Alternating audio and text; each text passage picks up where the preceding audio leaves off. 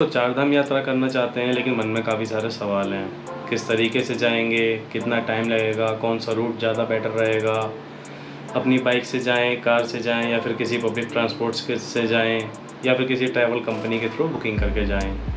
तो इन सब सवालों के जवाब मेरे पर्सनल एक्सपीरियंस के साथ आपको इस एक वीडियो में मिलने वाले हैं। तो वीडियो को पूरा देखना एंड अच्छा लगे तो लाइक करना एंड अपने फ्रेंड्स एंड फैमिली के साथ शेयर करना, ताकि उनको भी ऐसी बढ़िया इन्फॉर्मेशन मिले।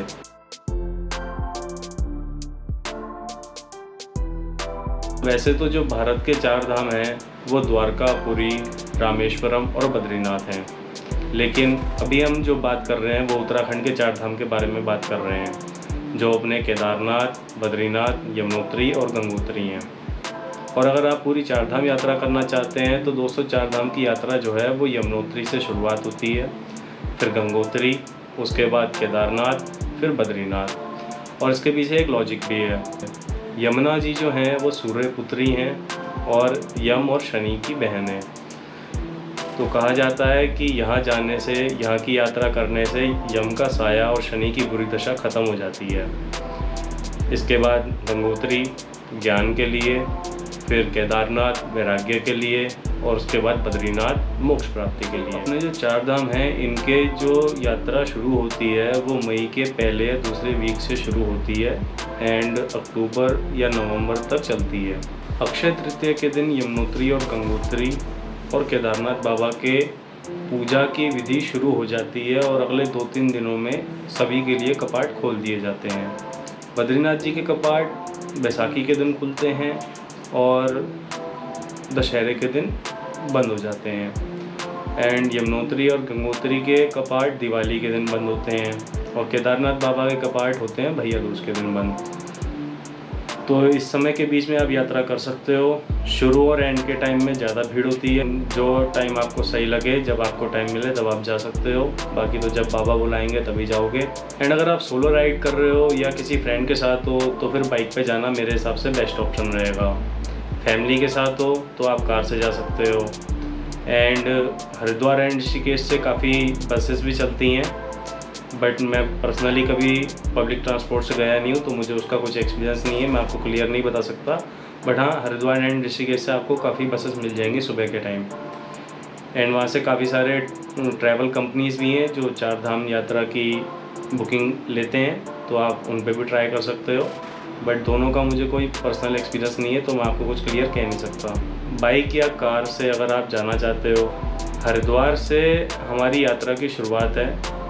अब यमुनोत्री जाने के लिए हमारे पास 2 रूट हैं।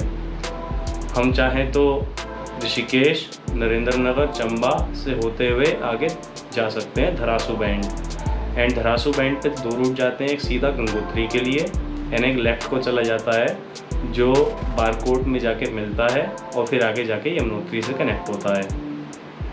एंड जो दूसरा रास्ता है जो आपको मैं रिकमेंड करूँगा जाने के लिए, जो बढ़िया रास्ता है, वो है अपना देहरादून मंसूरी से होता हुआ बारकोट एंड उसके बाद जाके आपको यमुनोत्री कनेक्ट कर देगा। तो ये रास्ता ज़्यादा बढ़िया है, काफ़ी ज़्यादा कंफर्टेबल है। जो ऋषिकेश, नरेंद्र नगर और चंबा वाला रूट है उसमें धूल मिट्टी काफ़ी मिलेगी, गड्ढे काफ़ी ज़्यादा होंगे, तो उसमें आपको दिक्कत होगी। बारकोट से अपना यमुनोत्री के लिए जो रास्ता है वो थोड़ा बारकोट के बाद थोड़ा ऑफ रोडिंग टाइप मिल जाएगा एंड वहाँ पे आप यमुनोत्री डालेंगे तो नेविगेशन काम नहीं करेगा। आपको नेविगेशन में हनुमान चट्टी डालना होगा, वहाँ तक आपको रूट दिखाएगा। और हनुमान चट्टी पहुँचने के बाद आप थोड़ी सी आगे जाएंगे जानकी चट्टी, वहाँ पे आपको रूम वगैरह काफ़ी मिल जाएंगे। एंड नेक्स्ट डे आप वहाँ से अपना ट्रैक स्टार्ट कर सकते हैं। ट्रैक ऑलमोस्ट 5 किलोमीटर्स का है यमुनोत्री का। एंड उसके बाद अपना गंगोत्री जाने के लिए हमें वापस आना है बारकोट तक, और बारकोट से अब नौगांव वाला रास्ता ना पकड़ के हमें धरासू बैंड वाले रास्ते पे जाना है। एंड धरासू बैंड वाले रास्ते से हम सीधा जाएंगे उत्तरकाशी एंड फिर गंगोत्री अपना बाय वॉकिंग डिस्टेंस ही है। आप अपना व्हीकल पार्क करोगे, कुछ ही देर में आप वॉक करके अपना आगे गंगोत्री पहुंच जाओगे। तो गंगोत्री से अब हमें जाना है केदारनाथ बाबा। तो केदारनाथ बाबा जाने के लिए अब हमें गंगोत्री से वापस आना होगा उत्तरकाशी। एंड उत्तरकाशी सिटी में एंटर होने से पहले ही लेफ़्ट साइड में एक टर्न जाता है जो हमें सीधा आगे कनेक्ट करता है घनसाली तिलवाड़ा रोड पे। और घनसाली तिलवाड़ा रोड से हम आगे जाके पहुंच जाएंगे तिलवाड़ा, एंड तिलवाड़ा से लेफ़्ट साइड में रास्ता चला जाएगा फिर सोनप्रयाग। सोनप्रयाग दोस्तों केदारनाथ बाबा जाने के लिए लास्ट पॉइंट है अपने व्हीकल से। यहाँ पे हम व्हीकल पार्क करेंगे, उसके बाद अपना अगर टाइम हो गया हो तो यहीं रूम ले लेंगे, टाइम बचा हो, सामान ज़्यादा ना हो तो अपना सामान कैरी करके आगे गौरीकुंड चले जाएंगे। सोनप्रयाग से गौरीकुंड का रास्ता 5 किलोमीटर्स का, जिसके लिए आपको वहाँ से कैब मिल जाएगी जाने के लिए, जो लगभग 50 to 70 रुपीज़ आपसे चार्ज करेगी। और यहाँ गौरीकुंड से हमारा ट्रैक स्टार्ट होता है, जो ऑलमोस्ट 22 to 25 किलोमीटर्स का है। लिखा हुआ 16 किलोमीटर्स होगा, बट वो 22 किलोमीटर्स का आराम से है।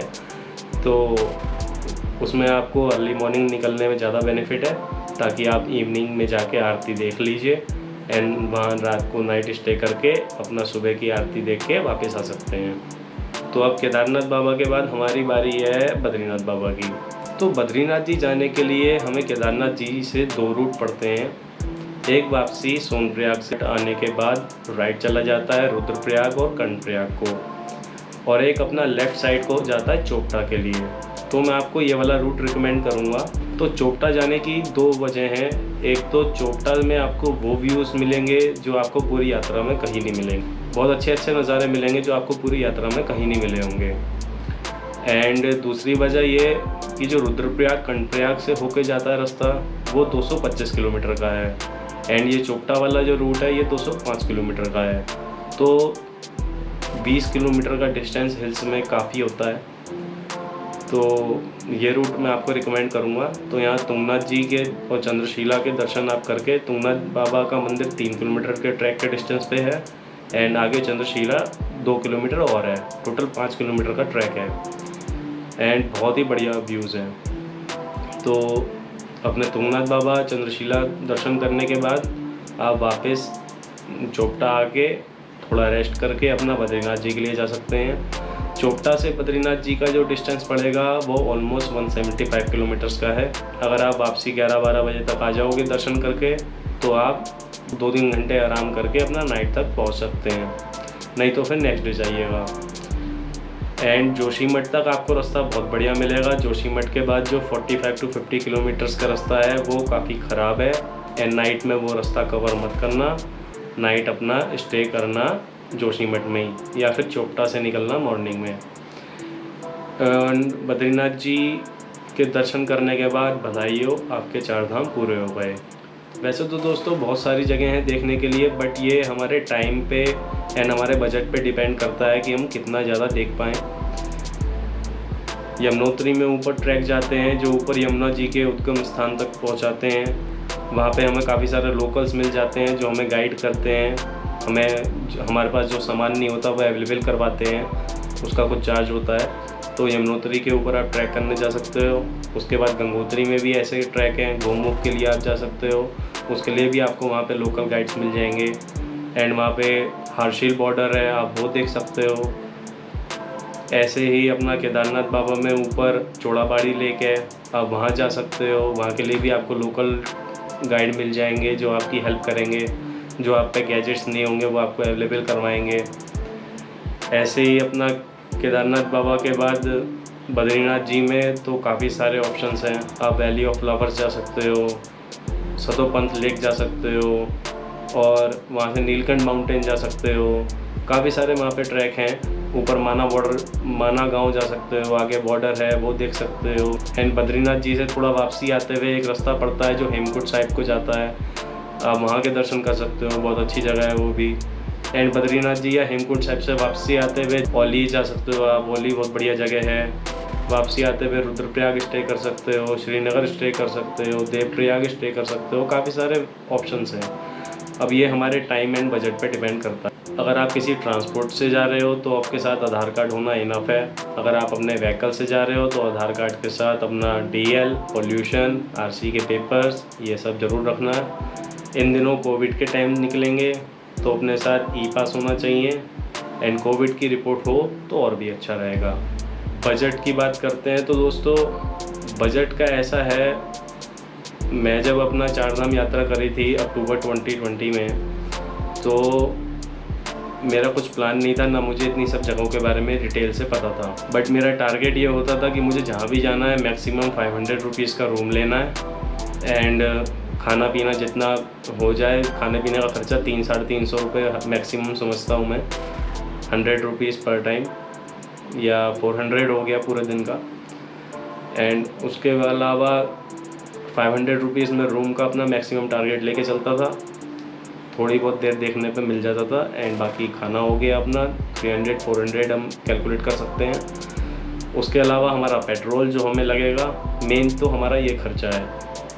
अब आपका जितना डिस्टेंस हो आप उस हिसाब से पेट्रोल लगा लीजिएगा। मुझे दिल्ली से लेके केदारनाथ, तुंगनाथ, बद्रीनाथ जी, यमुनोत्री एंड गंगोत्री से वापस अपने घर आने में टोटल 2155 किलोमीटर्स राइड करना पड़ा था, जिसमें मेरा जो पेट्रोल का एक्सपेंस आया था वो आया था 1860 रुपीज़।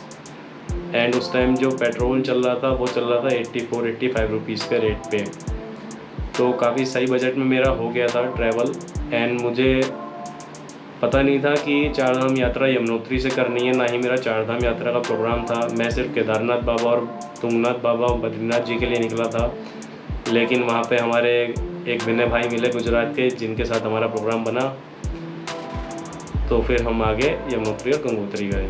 एंड अगर आप सोलो राइड कर रहे हो और इतना लंबा डिस्टेंस कभी आपने कवर करा नहीं है और सोच रहे हो कि यार क्या होगा, कैसे जाऊँ, क्या क्या तैयारी करूँ, तो मैं सोलो राइडर्स के लिए एक और वीडियो नेक्स्ट बनाऊंगा, जिसमें मैं स्पेशली सोलो राइडर्स पर फोकस रखूँगा कि वो किस हिसाब से जाएं। तो अगर आप चाहते हो कि मैं सोलो राइडर्स के ऊपर एक वीडियो बनाऊं तो दोस्तों कमेंट ज़रूर करना। एंड आपका नेटवर्क ऑलमोस्ट सब जगह रहेगा, वोडाफोन, आइडिया, जियो, BSNL, ये नेटवर्क मोस्टली काम करेंगे पूरे यात्रा पे। बीच बीच में नेटवर्क कहीं जाता रहेगा, जैसे आप यमुनोत्री में जब चढ़ाई करेंगे तो यमुना जी के मंदिर तक पहुंचने में नेटवर्क बीच में नहीं होगा, शायद यमुना जी पे भी कभी कभी आता है। गंगोत्री में नेटवर्क का कोई इशू नहीं है। ऐसे ही केदारनाथ बाबा में, सोनप्रयाग में नेटवर्क पूरा है। जब आप गौरीकुंड से आगे ट्रैक करोगे तो केदारनाथ बाबा के मंदिर तक बीच में काफ़ी देर नेटवर्क नहीं होगा। मंदिर पर जाने के बाद एयरटेल, जियो, आइडिया ये कनेक्ट करेंगे, BSNL भी चलता है। एंड चोपटा में जब हम जाएंगे तो चोपटा में दोस्तों नेटवर्क कोई नहीं चलता, सिर्फ BSNL चलता है, वो भी 2G। तो वहाँ पे आपको कोई नेटवर्क नहीं मिलेगा, ये माइंड में रखना। एंड उसके बाद बद्रीनाथ जी, तो बद्रीनाथ जी में फुल नेटवर्क है, कोई नेटवर्क का इशू नहीं है। तो कुछ बात और है, जैसे अपने गंगोत्री और बद्रीनाथ जी हैं वो तो बाय वॉकिंग डिस्टेंस पे ही हैं, लेकिन यमुनोत्री एंड केदारनाथ जी के लिए जो है वो काफ़ी लंबी चढ़ाई है।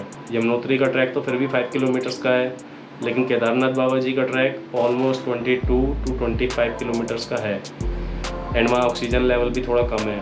तो अगर आपने कभी ट्रैकिंग नहीं करा है तो ट्रैकिंग के लिए आप पहले मेरी और वीडियोस देखना। मैंने ट्रैकिंग की एक पूरी प्लेलिस्ट बना रखी है जिसमें मैं बेसिक से लेके हाई लेवल तक गया हूँ, तो वो देखना आप। उसमें पहले आप वहाँ एक्सपीरियंस करना, उसके बाद इतनी लंबी हाइट पे आना। नहीं तो आपके पास दूसरा ऑप्शन और है, यमुनोत्री में भी एंड केदारनाथ बाबा में भी ट्रैकिंग के लिए आपको पिट्ठू मिल जाते हैं, तुंगनाथ बाबा जी में भी मिलेंगे। एंड आप पिट्ठू कर सकते हो, उसका 1000 to 1200 सीज़न के हिसाब से रेट होता है। एंड केदारनाथ बाबा में आपको हेलीकॉप्टर की फैसिलिटी भी मिलती है, जिसका 26 to 2700 दोनों तरफ का एक्सपेंस रहता है। एंड वहाँ पिट्ठू भी मिल जाते हैं, तो आप वो भी कर सकते हो। मुझे लगता है मैंने आपको ऑलमोस्ट सब चीज़ें बता दी हैं डिटेल में। बाकी अगर आपका और भी कुछ सवाल हो तो मुझे कमेंट करना। एंड दोस्तों, अगर आपने अभी तक ट्रैकिंग नहीं करी है तो सीधा वहाँ मत जाना ट्रैकिंग के लिए, सोलो ग्रुप में जा सकते हो, लेकिन सोलो मत जाना अगर ट्रैकिंग का कुछ एक्सपीरियंस नहीं है तो, क्योंकि वहाँ थकान हो सकती है, चक्कर आ सकते हैं, तबीयत ख़राब हो सकती है। एंड वहाँ मौसम कभी भी चेंज होता रहता है, तो अपने पास इस हिसाब से कपड़े ज़रूर लेके जाएं कि अगर ठंड वहाँ हुई तो आपको दिक्कत ना हो। बाकी अगर आपका और कोई सवाल है तो कमेंट करिएगा, मैं आपको उसका आंसर देने की पूरी कोशिश करूँगा। जय हो भोलेनाथ की, चिंता नहीं किसी बात की।